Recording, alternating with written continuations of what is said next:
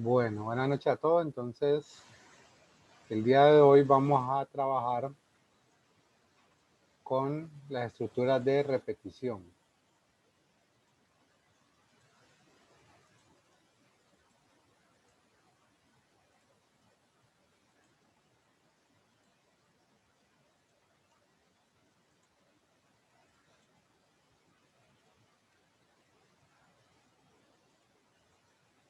Bueno, la idea de las estructuras de repetición es que podamos realizar varias veces cualquier cantidad de instrucciones o de órdenes en una estructura o en un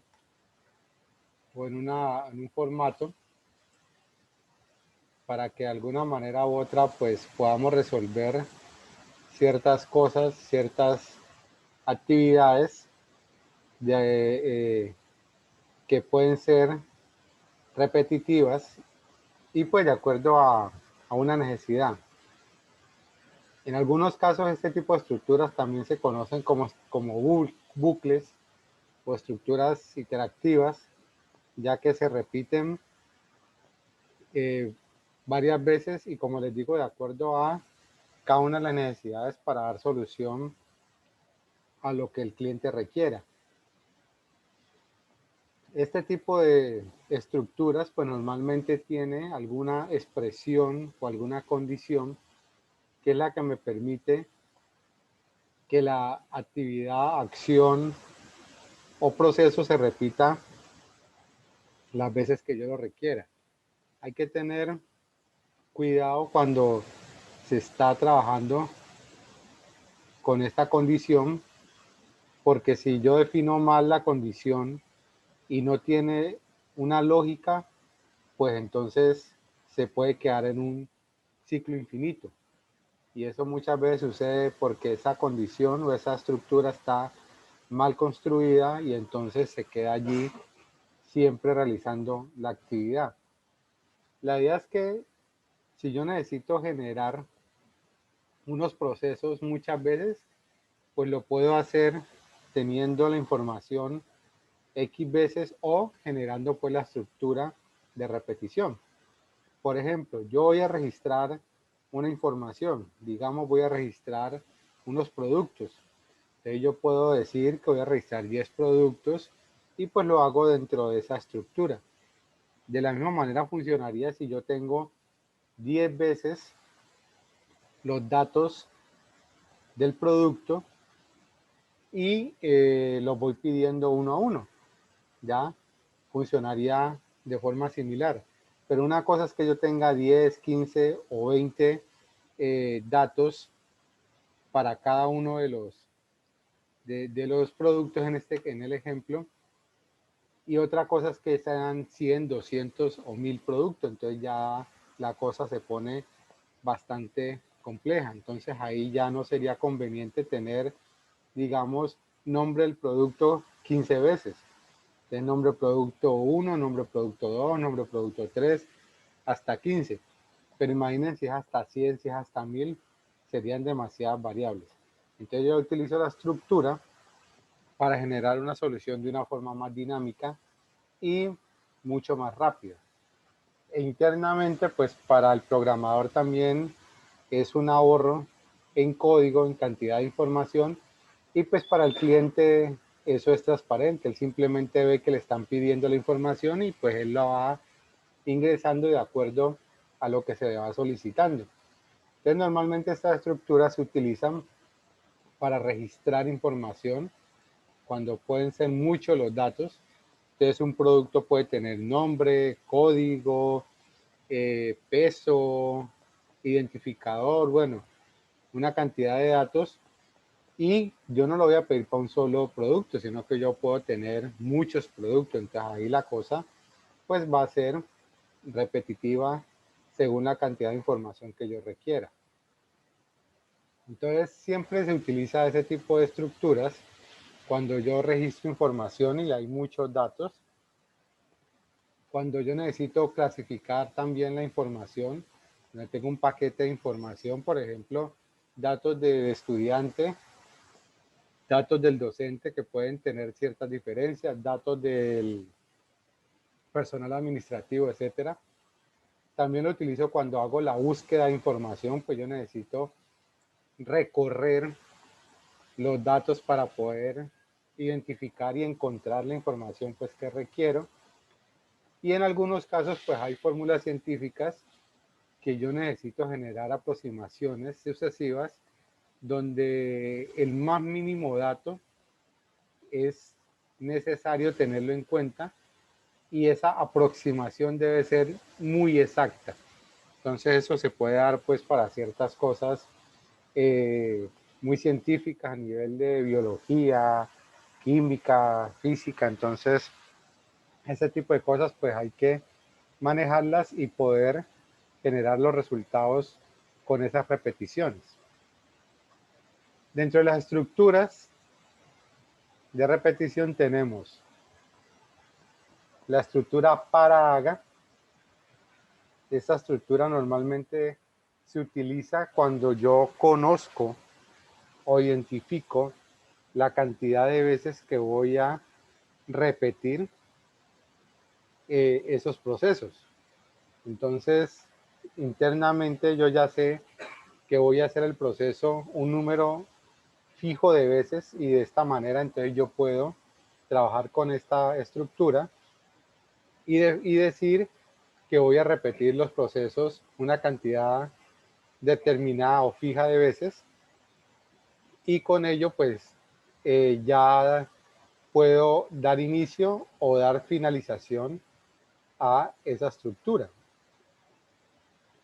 Dentro de la estructura hay una condición donde esa condición me determina cuándo va a parar. Entonces, si la condición es verdadera, pues se sigue ejecutando el proceso, o sea que se sigue dando la repetición hasta que en algún momento la condición no se cumpla y termina pues la ejecución de las instrucciones. A nivel general, esta es la forma en que se escribe. Igual pues miraremos ejemplos para que haya más claridad en cómo está construida la estructura. Entonces la estructura pues arranca con la palabra para, donde yo defino un inicio. Entonces va a haber una variable de control. Esta variable de control indica pues en qué momento arranca los procesos, o sea, la primera interacción o la primera ejecución de los procesos. Pero entonces esa misma variable de control debe tener una finalización. Aquí es donde va la condición para que esa estructura tenga una parada. Y esa llegada hasta el final o el alcance de ese valor final se da por un incremento, o sea que va aumentando, o un decremento. Esto depende pues de cómo lo estén trabajando o de qué se necesite realizar dentro de la estructura como tal. Entonces, de acuerdo a esta condición, entonces se realizan las posibles acciones que yo tenga internamente. Y cuando ya termina, pues entonces viene el fin para. Entonces, ojo, siempre hay un inicio que es el para y un fin para decir que cierra la estructura. Y todo lo que esté dentro de esto son las acciones o condiciones o instrucciones que se van a realizar. Y pues eso depende de la información que yo le indique aquí. Entonces de pronto así a nivel general pues sea un poco confuso. Vamos a mirarlo con unos ejemplos sencillos. En este caso lo que va a hacerse es sumar n números, ¿ya? Entonces sume n números ingresados. Primero no le está diciendo exactamente cuántos, pero pues se sabe que hay un número determinado de números que se va a ingresar. Además de eso, tampoco le está diciendo el tipo de número. O sea que usted puede sumar números enteros, números reales, lo que usted requiera o lo que usted más le convenga para el caso. Entonces no nos olvidemos que la estructura general siempre tiene el inicio y el fin. Son palabras que no pueden faltar. primero está la declaración de las variables, o sea, la creación de la información con la cual se va a trabajar. Entonces, se tiene la variable i, la variable n, la variable s y la variable sum de tipo entero. Entonces, son variables de tipo entero. A sum lo inicializo en 0, o sea que a sum le asigno un primer valor, lo mismo que a s le asigno un primer valor. Esta inicialización o asignación de un primer valor yo lo puedo hacer cuando declaro la variable o después de ya tenerla creada, entonces hago esa inicialización. Y eso a veces es necesario porque hay ocasiones en las que yo necesito reiniciar la variable o darle un valor inicial para poder hacer ciertos procesos. Se supone que por defecto, si yo no le asigno nada, normalmente la arranca en 0.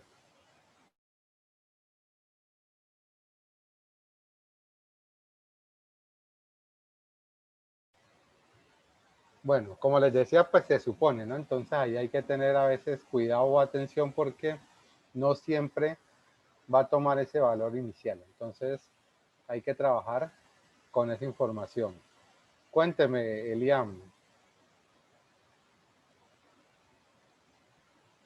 Profe, a esto va a este valor se... Qué pena, está como muy entrecortado. Repítame, por favor. O sea, para... ¿Sí? Está entrecortado, profe. No, es poco más... Disculpe, profe, es que está Escríbalo, lloviendo. escríbalo. Sí, escriba la pregunta que de verdad está como muy entrecortado, está fallando bastante el internet. Y de pronto acá también que está lloviendo como durito, puede ser que eso también nos afecte.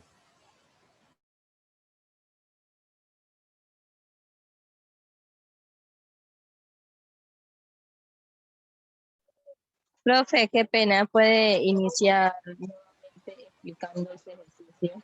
Que la Bueno. verdad estoy entendiendo un poquito. Ok, no hay problema. Permítame.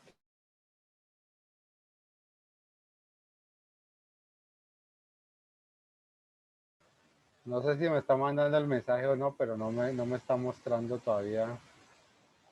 Ah, bueno, se le puede poner un límite. Bueno, entonces ya vamos para allá. Inicialmente yo creo la variable y yo a la variable le puedo asignar un valor inicial. Ese valor inicial pues depende de la necesidad. Entonces, si yo voy a sumar números, normalmente el valor inicial puede ser 0. Si yo voy a multiplicar números, pues lo ideal es que inicie en 1, porque si no, recordemos que todo número multiplicado por 0, pues me va a quedar en 0. Entonces, eso depende también de las normas y las reglas matemáticas a nivel general. Como voy a sumar números, pues normalmente lo inicio en 0. En este caso estoy simplemente creando las variables y dándole un valor inicial a la variable sum y a la variable s. Hasta ahí no he hecho nada más. Ahora le digo, escriba, ingrese la cantidad de números a sumar. Aquí entonces ya le estoy diciendo cuántos números son los que voy a ingresar. Entonces, n números ingresados, el usuario me dice cuántos son los que voy a ingresar. Aquí es donde ya le coloco el límite. Ese límite entonces está en la estructura para. Entonces, para i desde 1, o sea que le vamos a arrancar el ciclo en 1, mientras i sea menor o igual a n. Entonces, esta es la condición. Si el usuario dice que la cantidad de números es 10, entonces él va a comparar. I es menor o igual a 10, i arranca en 1, la primera comparación se cumpliría y entonces viene y hace el proceso. Ingresa el número, lea S y a sum, asígnele sum más S. Entonces aquí lo está sumando. Va sumando lo que va ingresando. Entonces incrementa I. este incremento es el que me va a ayudar a que esto se finalice. O sea que en algún momento, como les decía, si yo ingreso, por ejemplo, el 10, en algún momento I es 11. ¿11 es menor o igual a 10? No, eso ya es falso, entonces ya terminaría el ciclo. Entonces aquí yo le estoy diciendo el inicio y el fin, que en ese caso es el límite. Ese límite es el que me va a determinar cuántas veces voy a hacer este tipo de acciones. De lo contrario, si no le coloco ese límite, entonces pues se va a quedar ahí en un ciclo infinito. Y la única forma de poder trabajar, generar o alcanzar ese límite es incrementando la variable para que vaya recorriendo de uno en uno. Arranca en 1, después es 2, después 3, después 4, etcétera, hasta que llegue a n. Finalmente, cuando ya termina de generar el ciclo, de realizar las acciones, la n veces, entonces pues imprime, escriba, la suma es S. ¿Ya? Entonces, en este caso, para este ejemplo, hay un error de escritura y hay un error de lógica. ¿Quién podría decirme cuáles son esos errores?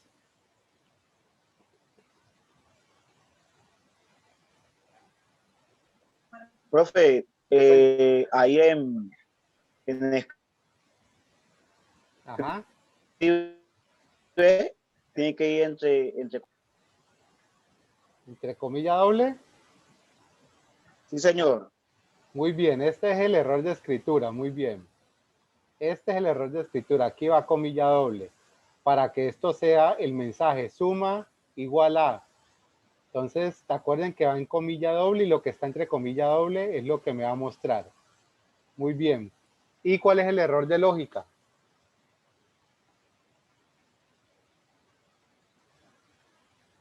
¿Quién me dice cuál es el error de lógica?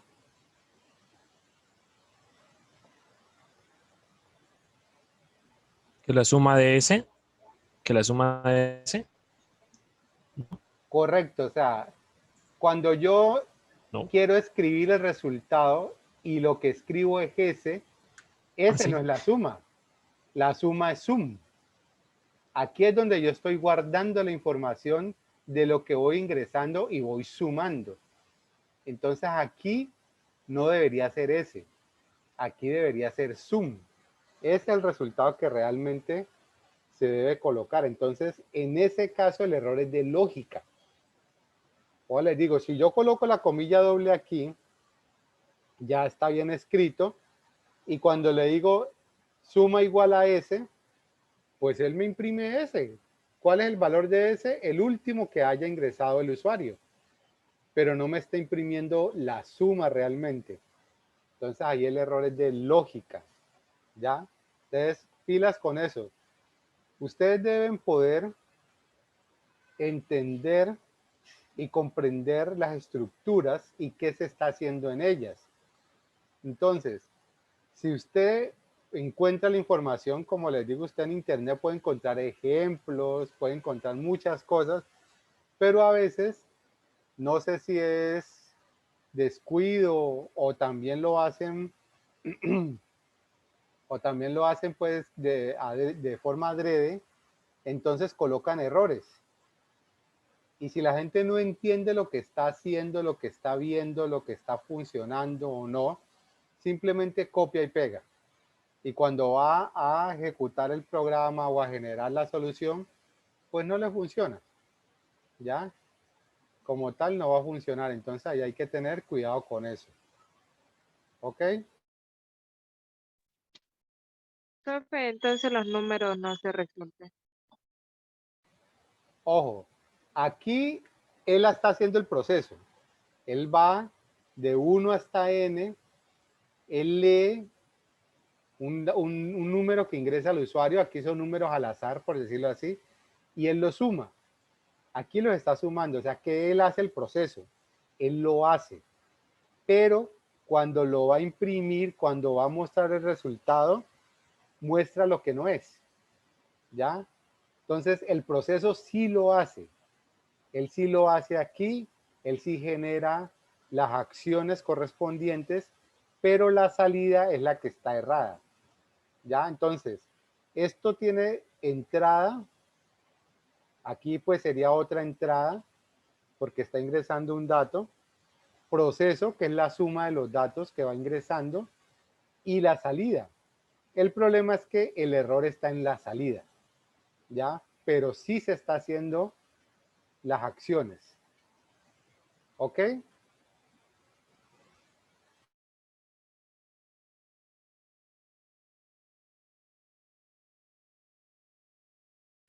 Bueno, la acción que está realizando aquí es ingresando un número y lo va sumando.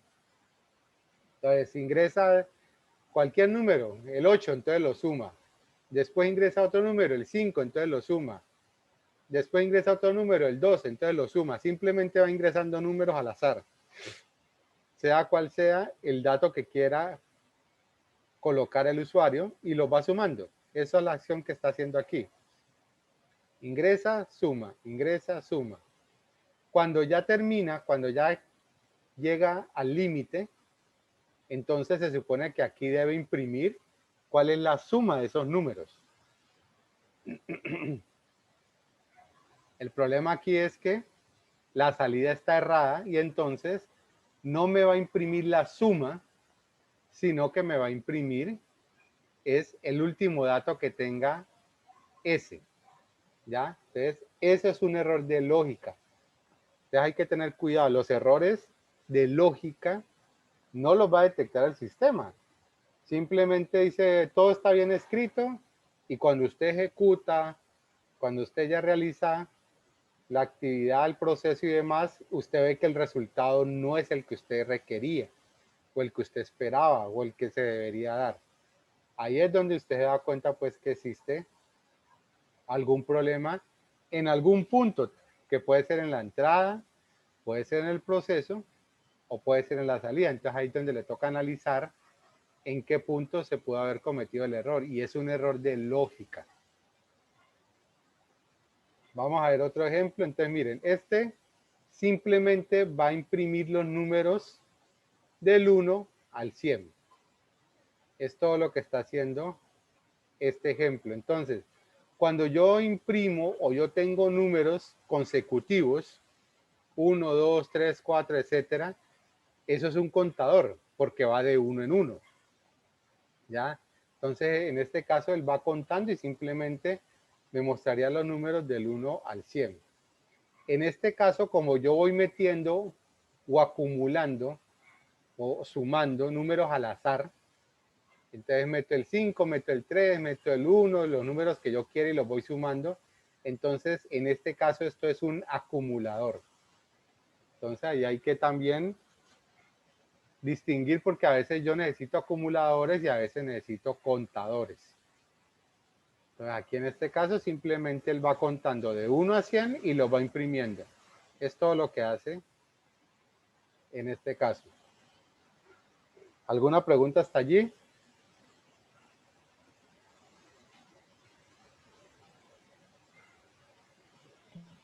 No, profe. Bueno, Profe, cuénteme. aló. Sí, cuéntame.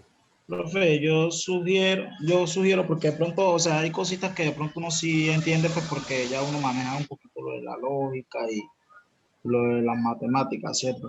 Sí, Pero pienso que de pronto haciendo como la actividad como tal en el aplicativo, no sé, en el programa que se utiliza para realizar todos estos, ¿cómo le digo? Sí, sí, estos sí. puntos, Sí, pienso que es como más real, ¿no? O sea, más fuerte en el sentido de que de pronto nos da como más enseñanza, no sé. sí, lo que De pronto yo pienso pasa, sí. lo que pasa es que, ¿cuál es el consejo que normalmente, pues, de alguna manera u otra siempre les he dado?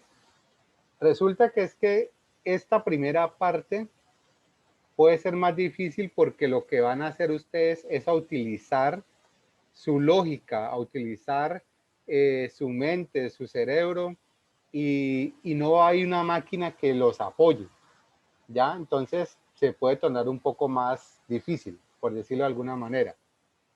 Es como, por ejemplo, cuando usted en matemáticas le dicen haga el proceso sin calculadora. Entonces le toca a usted acordarse de ciertas normas matemáticas, de las tablas de multiplicar, de ciertas fórmulas, ¿cierto? ¿Ya? Y le toca entonces hacer las cosas a mano, a pie. Y pues claro, es mucho más difícil o un poco más complejo.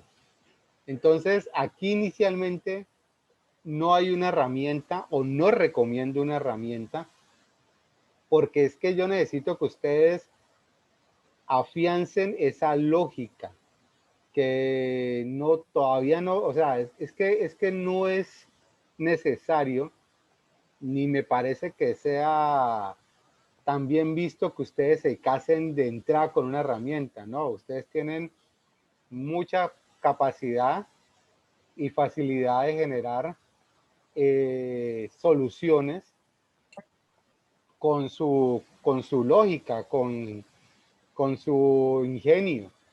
Entonces, a veces no es fácil entender el tema, pero si practican, si comienzan a generar sus propias soluciones para ver qué dudas tienen, vamos a ir avanzando.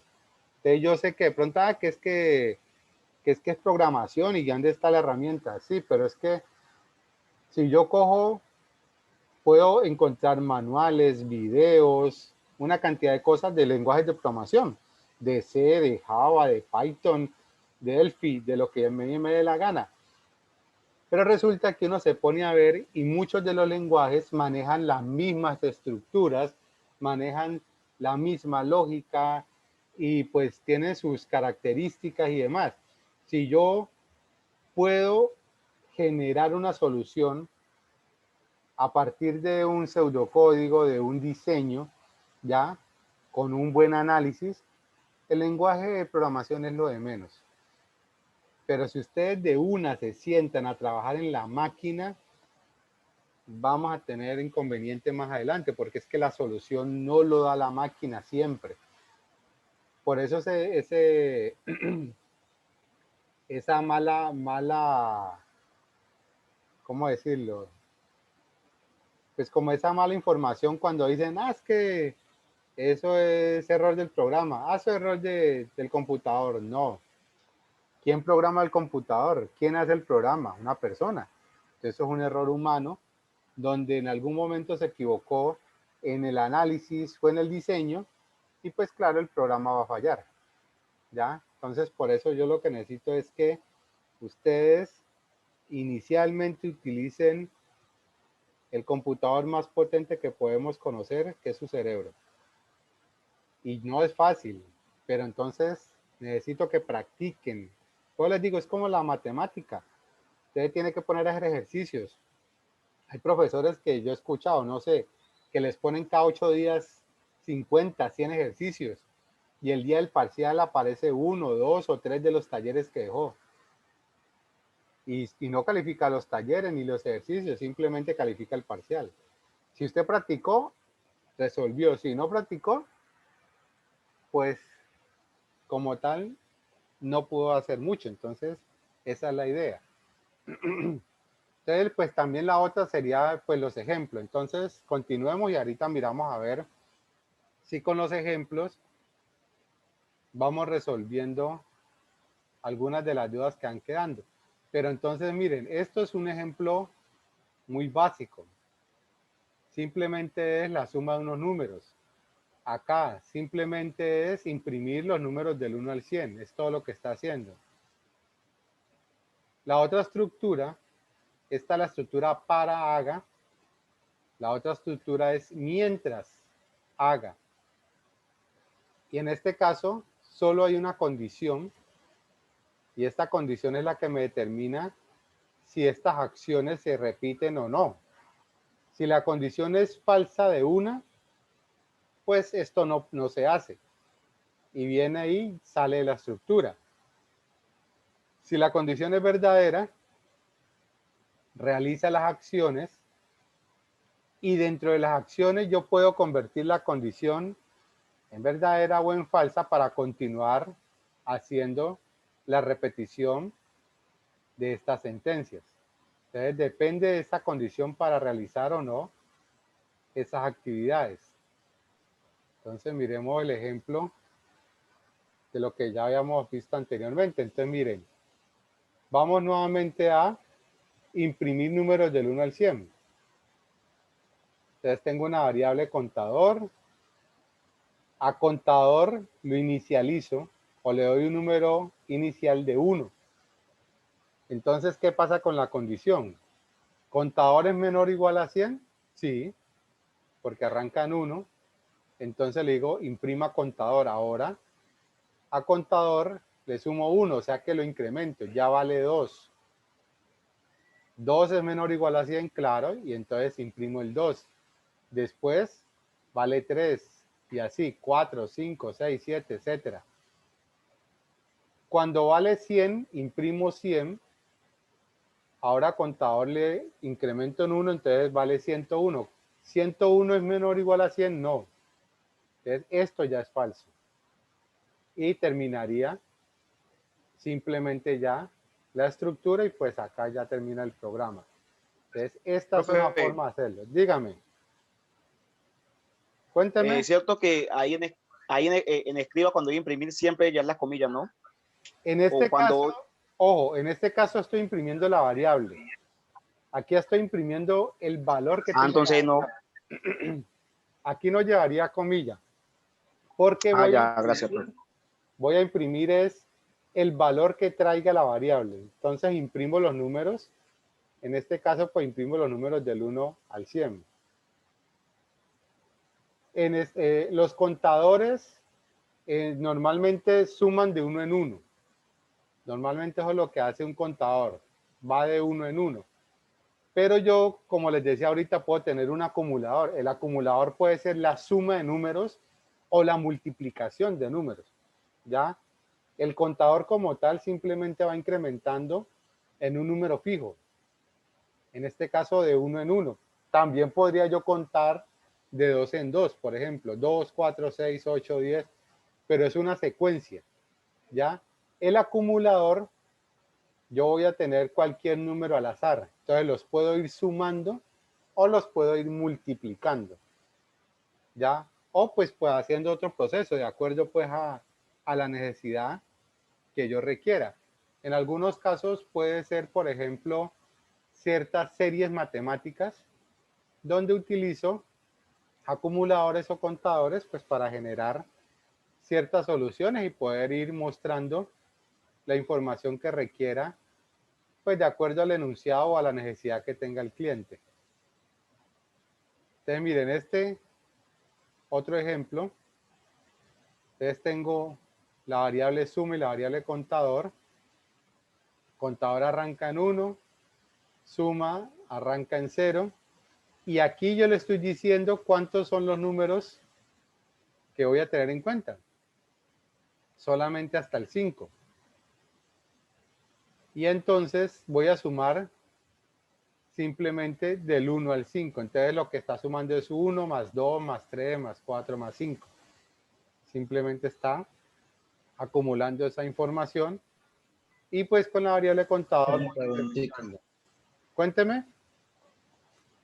Profe, eso de contadores, eso más o menos para qué sirve, ¿qué? Bueno, lo que pasa es que en el caso de las estructuras de repetición, yo normalmente necesito contar para poder llegar al límite. Si no llego al límite, pues se me queda allí repitiéndose la información de forma infinita. Entonces, este contador me va a ir incrementando el dato hasta que ya puedo llegar al límite y de esa manera ya parar. ¿Ya? Eso me sirve el contador. Un acumulador, por ejemplo, ¿para qué puede servir? Cuando yo saco el promedio de unos números, yo tengo que sumar los datos ahí los acumulo y después lo divido entre la cantidad de datos. Entonces ahí saco el promedio. Entonces ahí necesito ese acumulador. Por ejemplo, si yo quiero decir, saque el promedio de la nota del curso. Entonces, primero son 40 notas, las voy sumando y después a esa suma lo divido entre 40, que es la cantidad de notas, y obtengo el promedio. Entonces ahí yo necesitaría un acumulador, ¿ya? Entonces todo depende de la necesidad. Entonces normalmente el contador me sirve para controlar y llegar hasta el límite y poder tener una parada. De lo contrario, pues se quedaría allí en un ciclo infinito. Y el acumulador, pues también de acuerdo a la necesidad. Lo que diga el enunciado, lo que necesite el cliente, etcétera. Entonces miren que en este caso tenemos, mientras la condición sea verdadera, hace lo que esté aquí. Cuando la condición sea falsa, pues ya termina. Por ejemplo, yo podría decir a contador asígnele 101.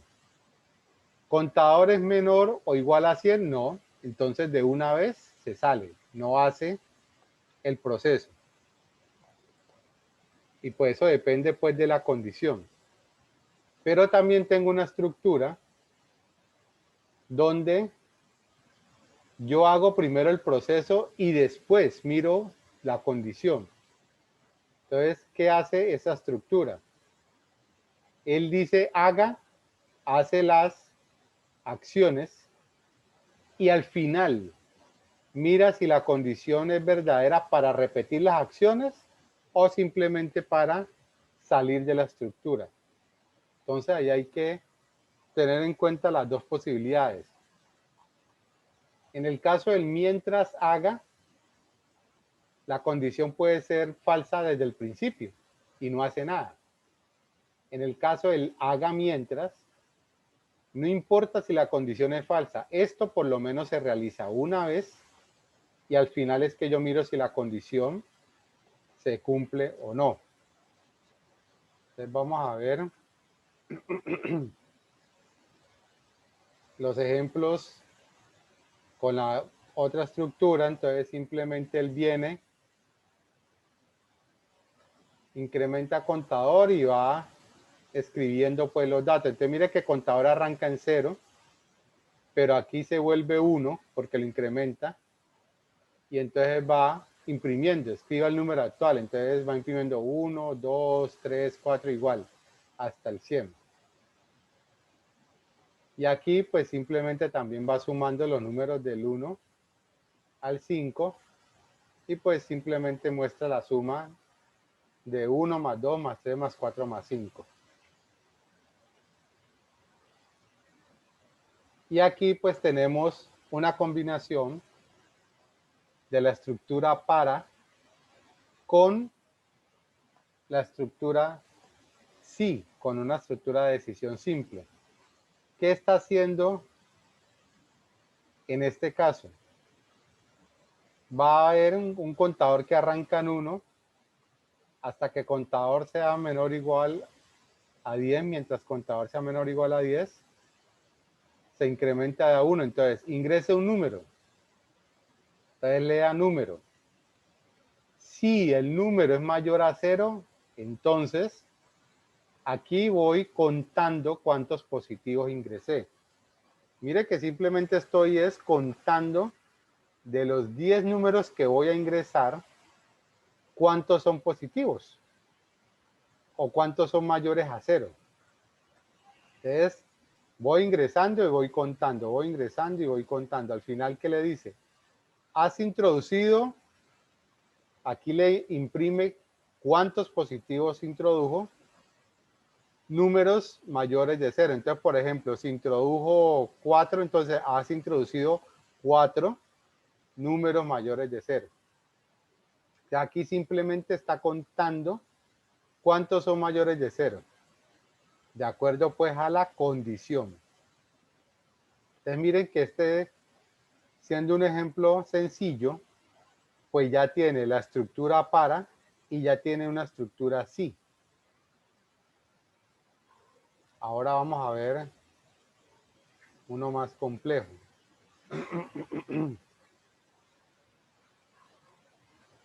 Entonces, ojos y oídos atentos. No sé si ahí se vea muy pequeño.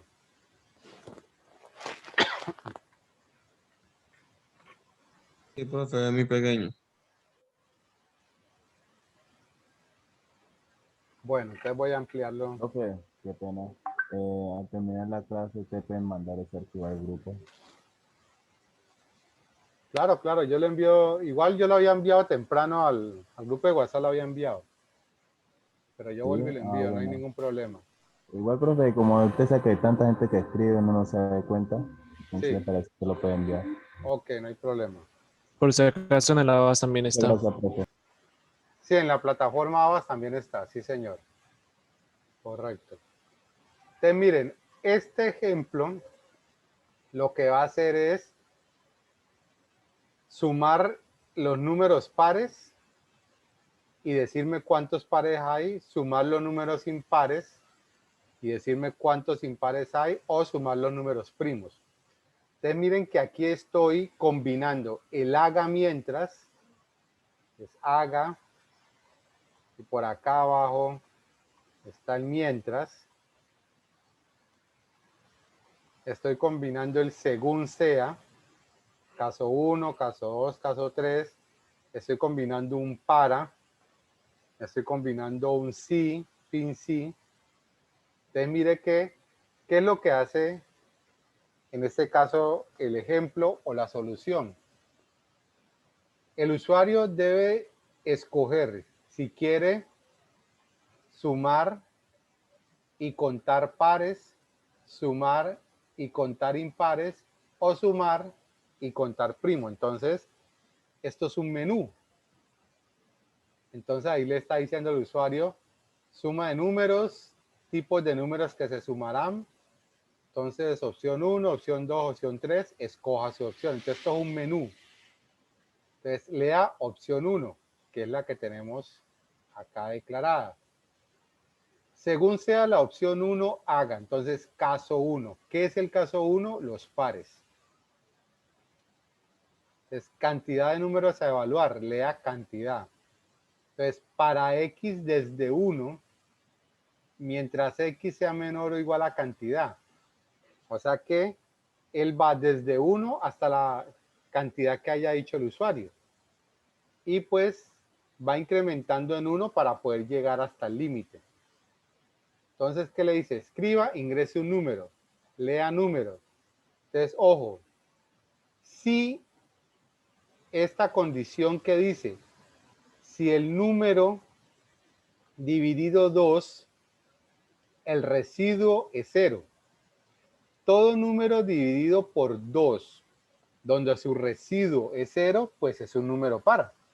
Por ejemplo, el 10. 10 dividido 2, 5. 5 por 2, 10, a 10, 0. Entonces, el residuo es 0. Por lo tanto, pues el 10 es un par. Entonces, si el número dividido por 2, el residuo es 0, entonces, como es un par, entonces suma el número en la suma de pares y cuenta un par, o sea que lo va contando de acuerdo a la cantidad de números que él va ingresando.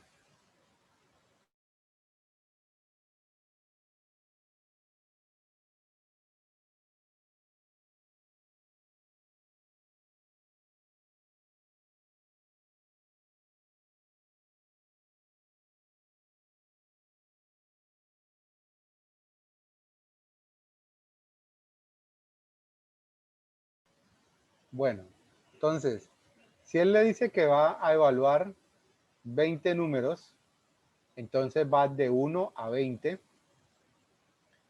y va ingresando números al azar. Entonces ingresó el 3, no es par, listo. Viene y pide otro. Ingresó el 7, no es par. Viene y pide otro. Ingresó el 8, entonces ya el 8 sí es par. Entonces suma el 8. y va contando el primer número par.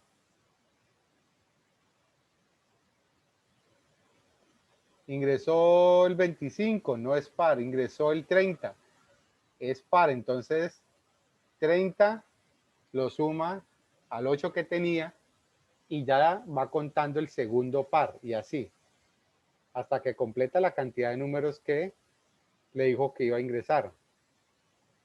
Cuando ya termina el ciclo, entonces ¿qué le dice? Ingresó 20 números, de los cuales, entonces, de acuerdo a los que haya contado, digamos 8 eran par, y el resultado de la suma es, entonces aquí le muestra cuánto sumaron los pares. Y cortar, para que cuando termine el caso no se brinque para el siguiente caso. Entonces, esto es para los números pares. ¿Qué pasaría con los números impares? Es la misma cuestión, solo que aquí la condición dice, si el número dividido 2, el residuo es 1, pues es un número impar. Todo número dividido por 2, donde sobra 1, pues es un impar. Y hace lo mismo. Va ingresando, va mirando si es par o impar, y después le muestra los resultados.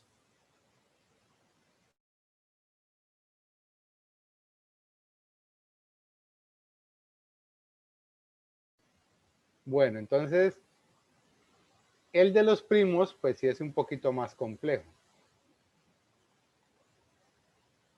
Entonces, miren, para saber si un número es primo, hay que evaluar si el número es divisible por 1 y por el mismo. Si es divisible por más números, pues no es primo. Entonces, ingresa el número. Entonces, para y desde 1 hasta que sea menor o igual al número, incremento en 1. Entonces, ¿qué va haciendo en este ciclo?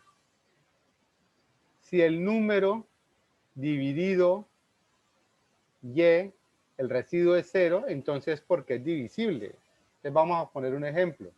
El 7. 7 dividido 1, el residuo es 0, sí. Entonces listo, va sumando 1. Ahora 7 dividido 2, porque este es el que va controlando, ¿es igual a 0? No. 7 dividido 3 es igual a 0, el residuo no. 7 dividido 4, no. 7 dividido 5, no. 7 dividido 6. 7 dividido 7, el residuo es 0, sí. Entonces, incrementa en otro. Entonces, ahora z vale 2.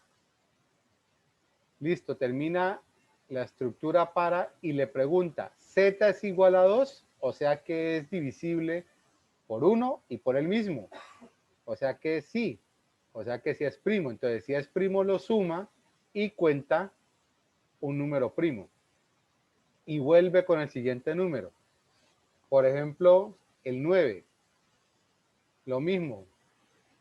9 dividido 1 es 0 el residuo, sí. 9 dividido 2, no. 9 dividido 3, sí.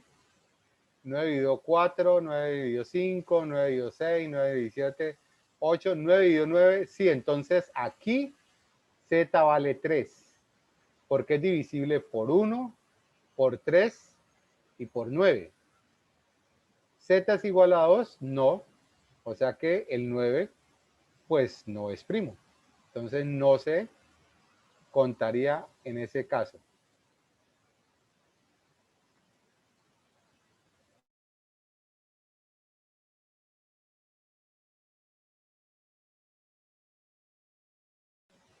Entonces miren, vean, estos pedacitos que hay en cada uno de los casos, usted lo encuentra solito en internet, o sea, algoritmo o pseudocódigo para determinar si un número es par, y encuentra este pedacito. ¿Ya? Aquí determina si un número es par o no es par. O encuentra este pedacito. Entonces lo que usted tiene que es entender qué está haciendo en la solución y adaptarla a su necesidad. Entonces miren que para los números pares, residuo 0. Para los números impares, residuo 1. Ya. Ahora, para los primos, determinar entonces si es divisible 2 veces, que es por el 1 y por el mismo. Entonces, si es primo. Todo eso usted lo va a encontrar, lo puede encontrar en internet de diferentes maneras, pero es que usted entienda qué está pasando aquí. Si no entiende lo que se está realizando dentro de esta estructura, con esta posible solución, puede estar en el lenguaje que quiera, entonces no va a tener cómo coger la parte que necesita y la adapta. Y en internet usted encuentra la solución a muchas cosas y encuentra el pedacito, y ahora simplemente es ese pedacito cómo yo lo adapto a mi solución, porque no es simplemente que yo coja y sombree, copia y pegue. Eso no le va a funcionar así. Yo tengo que ver que lo que se está haciendo, cómo lo están haciendo, si realmente me sirve, y ahora sí cómo lo adapto. Porque es más, lo que están colocando puede tener errores. Entonces también debo identificar esos errores y poder utilizar entonces la parte que me corresponde o la parte que creo necesaria y la adapto a la solución. Y miren, este ejemplo que tiene 3 casos, que son 3 casos sencillos, es tipo parcial. El parcial es así. El parcial yo le digo, realice estas cinco opciones, o estas 5 actividades, o estas 5 soluciones. Entonces, el caso 1, el caso 2, el caso 3, el caso 4, el caso 5. Y cada caso tiene pues su correspondencia y acciones y demás. Entonces, si entiende esta parte, se supondría que la solución le va a quedar un poco más manejable. Pregunten.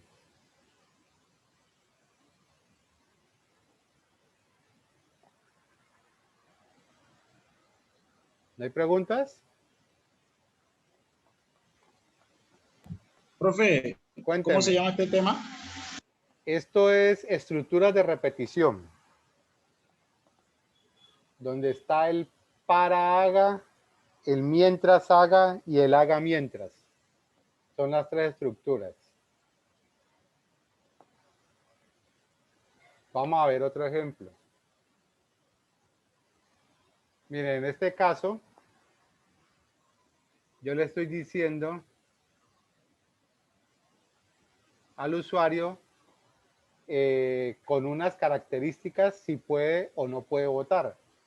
¿Qué características debe cumplir? Que sea mayor de edad, que sea colombiano y que tenga cédula. Entonces, para poder dar la información, entonces yo necesito ir verificando cada una de estas características para poder darle la información. Entonces, lo primero que hago es pedir la edad.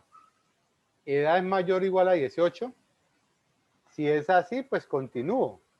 Si no es así, pues de una vez le digo, no, usted no puede votar porque es menor de edad. Si cumple la primera condición, entonces vengo y le pregunto, ¿es colombiano? Si es colombiano, continúo. De lo contrario, pues le digo, no, no puede votar porque no es colombiano. Entonces, si no cumple la condición, de una vez le digo por qué o cuál condición no cumplió. Ahora, es mayor de edad y es colombiano, entonces ahora sí le pregunto, ¿tiene cédula? Entonces, si tiene cédula, cumplió todo. Entonces ya le puede decir que puede votar. Pero si no tiene cédula, pues le digo que no lo puede hacer porque no tiene esa condición. Entonces miren que esta es una forma donde con una información yo puedo determinar o informarle al usuario qué puede o qué no puede hacer de acuerdo pues a lo que cumple o no, qué es lo que dice el enunciado. ¿Ya? Aquí no está pidiendo nada más, no está pidiendo, no sé, otro documento o alguna característica adicional, ¿no? Simplemente 3 características: mayor de edad, colombiano y tener cédula. No tiene por qué adicionar nada más, solamente está pidiendo esto y de esa manera lo confirma en su solución. Pide la edad, pregunta si es colombiano y pregunta si tiene cédula y listo, pare de contar.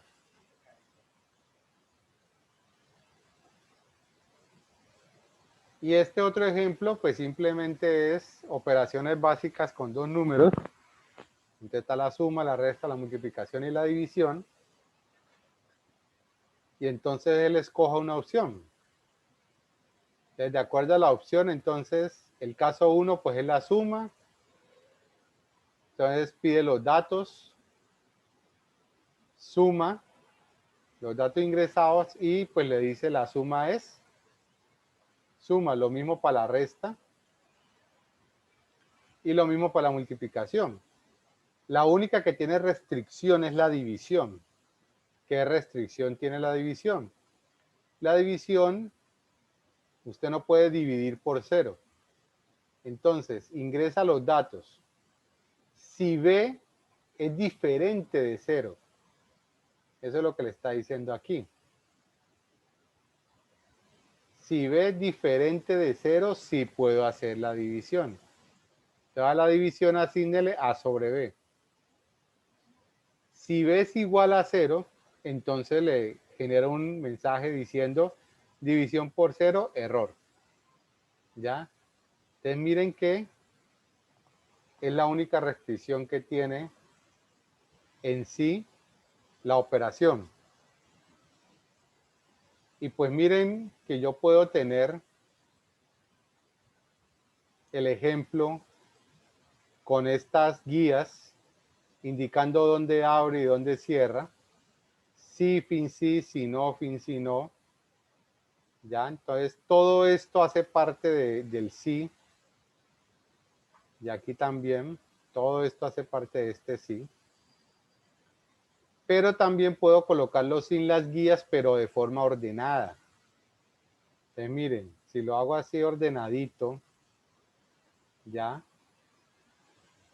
pues va a ser más fácil de entender, de revisar, de corregir. Entonces miren, sí, fin sí, si no, fin si no.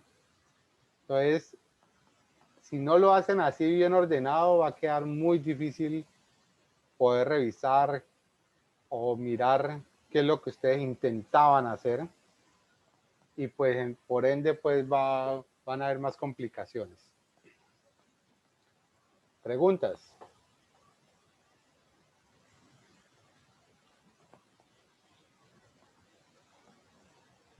Profe, Dígame. donde dice cortar, usted mueve la palabra como más hacia la izquierda. ¿Eso se tiene que hacer? No, lo que pasa es que, mire que la idea es que vaya como en esta misma línea. O sea, caso 1 y todo va como en esta misma línea. Entonces, mire, cortar. Ya con esta misma línea del caso. Ya, caso 2 con la misma línea del caso. ¿Sí ve? Pero bajo usted porque lo por un lado. No, mire. Aquí, en este caso, mire que se mueve es aquí el sí. Esto hace parte del sí. Y aquí el si no. Pero el cortar, mire que está en la misma línea. ¿Sí se da cuenta? El cortar hace parte de la misma línea del caso. El sí se mueve esta parte, el si no se mueve esta parte. ¿Ya? Que como le digo, si le coloca la guía, pues aquí va la liniecita y aquí va la otra liniecita. Pero este cortar sigue por la misma línea del caso. ¿Sí la pilla? Ujú. Ok. Entonces la idea pues, como les digo, pues lo más ordenado posible. Y pues si lo hacen así, hasta para ustedes es mucho más fácil entenderlo también. Por eso yo trato pues también de colocarles en los ejemplos para que ustedes sepan dónde inicializa y dónde finaliza. Entonces, todo lo que está aquí hace parte del para. ¿Ya? Entonces miren, todo esto hace parte del para.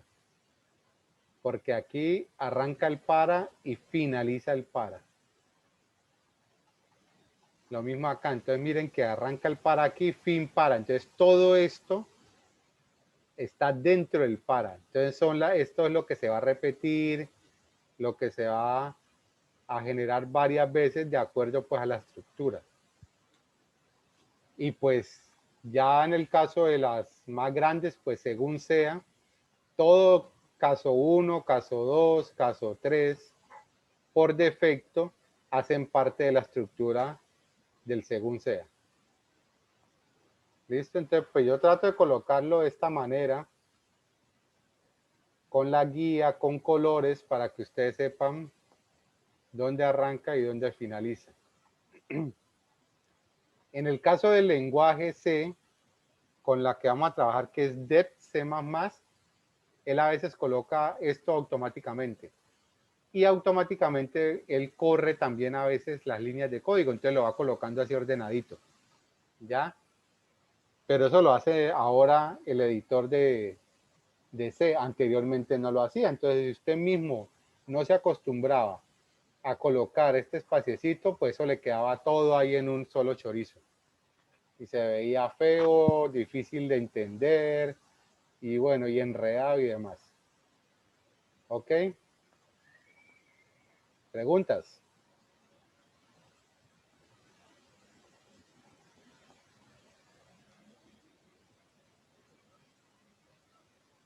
Bueno, entonces por ahora voy a parar la grabación. Profe, una preguntita. Gracias, ya la atiendo.